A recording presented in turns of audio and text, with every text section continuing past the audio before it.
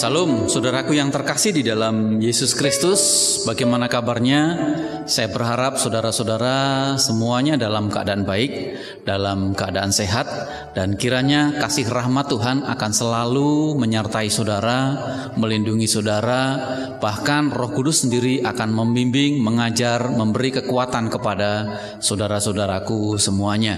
Saya Pendeta Margono Firmandes menyapa saudara dari Menara Doa Gereja Baptis Indonesia Mojosongo.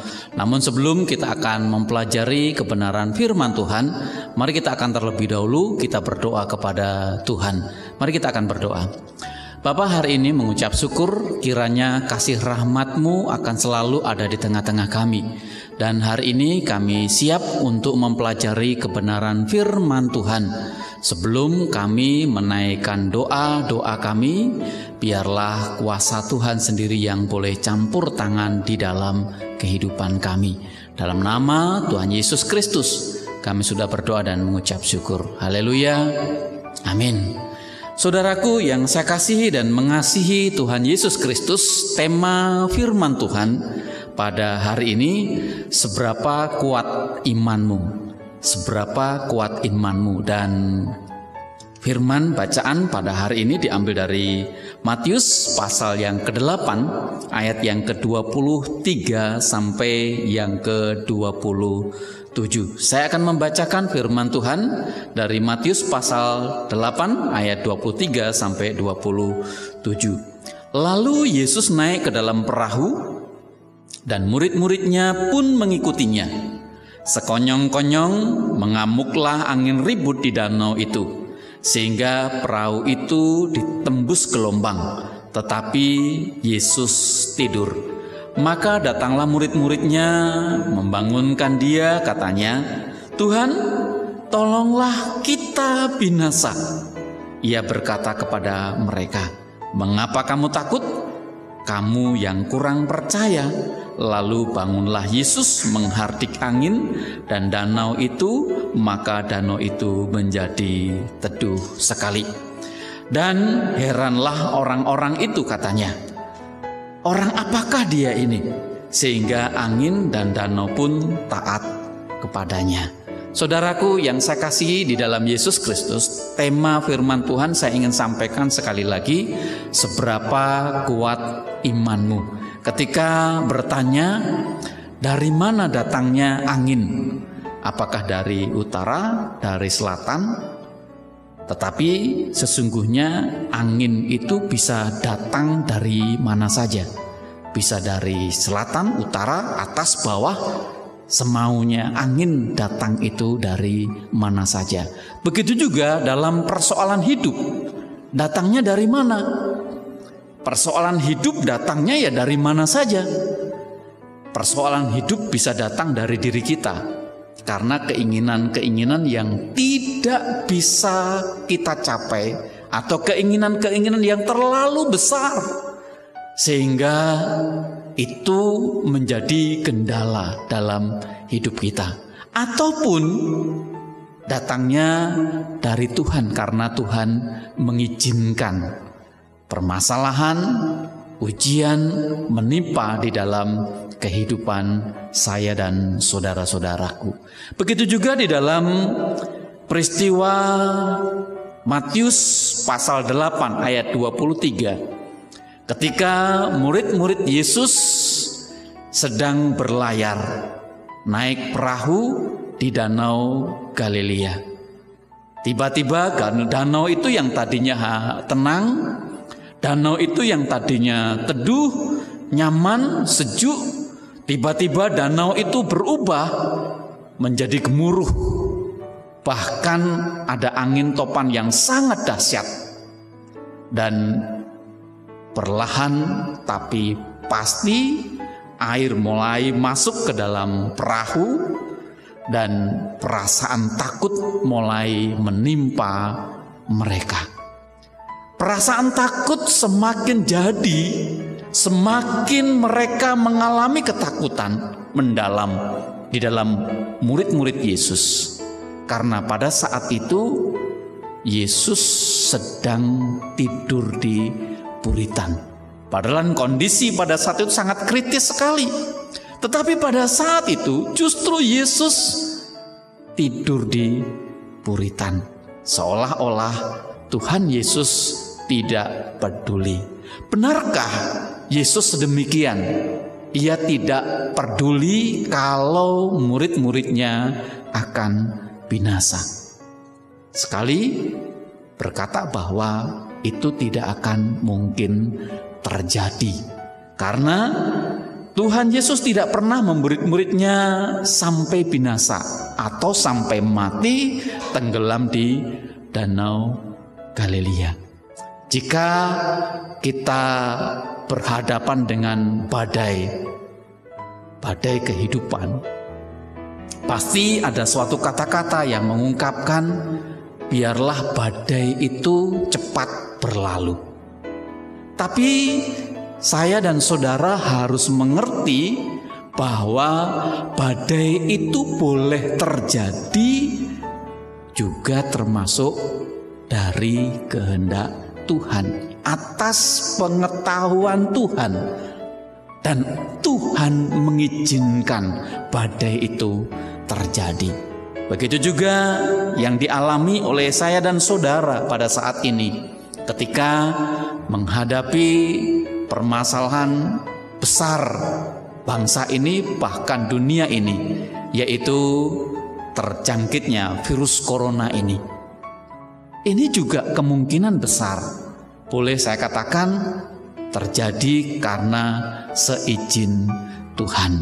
Itulah sebabnya saya dan saudara semestinya mengerti akan hal yang sedemikian. Saudaraku yang saya kasih dan mengasihi Tuhan, Yesus tahu sesungguhnya kalau ketika murid-muridnya itu naik perahu akan berlayar ke Galilea, di Danau Galilea, dan ada badai topan yang sangat besar. Sesungguhnya tahu. Tetapi mengapa pada saat itu yang menjadi pertanyaan, seolah-olah Tuhan Yesus tidak peduli akan hal itu. Saya ingin menyampaikan kepada saudara, ketika saudara berpergian, lalu ketika membuka HP, internet saudara, bahwa cuaca tidak baik, akan terjadi hujan deras dan sebagainya, saya yakin saudara tidak jadi pergi. Tetapi di sini memberitahukan peristiwa ini, peristiwa murid-murid Yesus ini, Tuhan ingin memberitahukan kepada murid-muridnya bahwa pada saat itu Tuhan mau menguji seberapa sesungguhnya iman daripada murid-murid Yesus. Itulah sebabnya ada beberapa hal yang perlu saya sampaikan kepada saudara. Tuhan Yesus tidak mencegah murid-muridnya untuk berlayar di Danau Galilea, karena yang pertama tujuan Tuhan, yaitu Tuhan ingin melatih iman daripada murid-murid Yesus. Diambil dari 1 Korintus pasal yang ke-10, ayatnya yang ke-13. Saya akan bacakan untuk saudara di dalam 1 Korintus pasal yang ke-10 ayat yang ke-13. Pencobaan-pencobaan yang kamu alami ialah pencobaan-pencobaan biasa yang tidak melebihi kekuatan manusia. Sebab Allah setia, dan karena itu Ia tidak akan membiarkan kamu dicobai melampaui kekuatanmu. Pada waktu kamu dicobai, Ia akan memberikan kepadamu jalan keluar sehingga kamu dapat menanggungnya. Firman Tuhan ini berkata, pencobaan-pencobaan yang kamu alami ialah pencobaan-pencobaan biasa yang tidak melampaui kekuatan manusia. Pada saat itu Tuhan Yesus mengizinkan murid-muridnya dihempas, dihancurkan oleh angin topan. Tuhan Yesus berdiam diri, ingin menguji seberapa iman daripada murid-murid Yesus. Ternyata iman mereka masih dangkal. Iman mereka belum kuat. Iman mereka belum sekuat yang Yesus bayangkan, sehingga pada saat itu mereka berkata, Tuhan, kami ini akan binasa. Ini memberitahukan bahwa Yesus pada saat itu tetap bertindak menyelamatkan murid-muridnya, dan angin ribut itu pun dihardiknya, dan murid-murid Yesus selamat. Saudara, ini memberitahukan kepada saya dan saudara, mungkin pendengar dari Menara Doa Gereja Baptis Indonesia Mojosongo sedang mengalami seperti halnya murid-murid Yesus. Ada badai yang menghantam secara pribadi, menghantam di dalam keluarga saudara. Tapi yakini, imani bahwa Tuhan Yesus tetap bertindak. Sekali-kali Ia tidak akan pernah membiarkan. Yang kedua, Tuhan Yesus ingin membuktikan bahwa Ia adalah benar-benar Tuhan atas alam. Ia berkata kepada mereka, mengapa kamu takut? Mengapa kamu kurang percaya? Mengapa kamu takut? Mengapa kamu kurang percaya? Ini menunjukkan bahwa pada saat itu Yesus ingin menunjukkan Yesus menguasai alam ini. Angin dihardik dan angin itu menjadi tenang. Saudaraku yang saya kasih dan mengasihi Tuhan, Allah menciptakan manusia dan melengkapi kita dengan akal budi untuk menemukan jalan keluar ketika kita menghadapi segala sesuatu. Namun dalam peristiwa ini murid-murid Yesus merasa takut sehingga kehilangan akal, sehingga keyakinan mereka kepada Tuhan Yesus mereka pudar, mereka hilang. Inilah yang terjadi di dalam kehidupan kita. Ketika kita berketakutan yang berlebih-lebihan, rasa iman kita hilang. Rasa keyakinan kita kepada Tuhan kita hilang. Dan tidak sedikit banyak orang ketika merasa ketakutan yang berlebihan, mereka bertindak negatif. Pergi dari iman kekristenan untuk mencari hal yang lain. Saya ingin sampaikan kepada saudara-saudaraku semua, Tuhan mengasihi saudara. Tuhan menyayangi saudara. Tuhan mencintai saya, mencintai saudara-saudara, mencintai semua seluruh pendengar dari Menara Doa Gereja Baptis Indonesia Mojosongo. Yakin bahwa Yesus mempunyai jawaban, mempunyai jalan keluar, karena Ia menguasai seluruh alam ini. Ia akan memberkati saudara, akan menolong di dalam kehidupan saudara. Saudaraku yang terkasih di dalam Yesus Kristus, seberapa kuat imanmu? Yang ketiga yaitu supaya murid-murid mengenal Yesus bukan hanya sekedar sebagai penyembuh, tetapi Allah pencipta alam. Saya akan bacakan ayat yang terakhir di dalam Matius pasal yang ke-8 ayat yang ke-27. Dan heranlah orang-orang itu, katanya, orang apakah dia sehingga angin dan badai pun taat kepadanya. Saudaraku yang saya kasih dan mengasihi Yesus Kristus, banyak orang mengenal Tuhan itu dari sejarah. Ada yang mengenal Tuhan hanya dari cerita, tetapi ia belum pernah mengalami pengalaman pribadi bagaimana pada saat itu Tuhan menjamah di dalam kehidupannya, sehingga di dalam kehidupan mereka tidak mengenal Allah dengan sungguh-sungguh. Itulah sebabnya di sini memberitahukan bahwa Tuhan Yesus itu bukan hanya menyembuhkan. Tuhan Yesus itu bukan hanya bisa melakukan orang mati hidup. Tetapi Tuhan Yesus, Ia menguasai alam ini. Ia bertindak akan semua yang Ia miliki dan dunia ini dimiliki. Itulah sebabnya ayat ini berkata, dan heranlah orang-orang itu, katanya, orang apakah dia ini sehingga angin dan badai pun taat kepadanya. Ini memberitahukan saya dan saudara bahwa yang kita sembah, kita puji, kita agungkan dalam kehidupan Allah adalah Allah kita yang menguasai seluruh alam dunia ini. Itulah sebabnya mari kita akan menyerahkan keluarga kita, pekerjaan kita, kehidupan kita kepada Tuhan, karena Ia mampu melakukan semuanya, mampu mengerjakan semuanya, karena Ia bukan hanya bisa menghardik angin, bukan hanya bisa menyembuhkan, tetapi Ia bisa melakukan semuanya.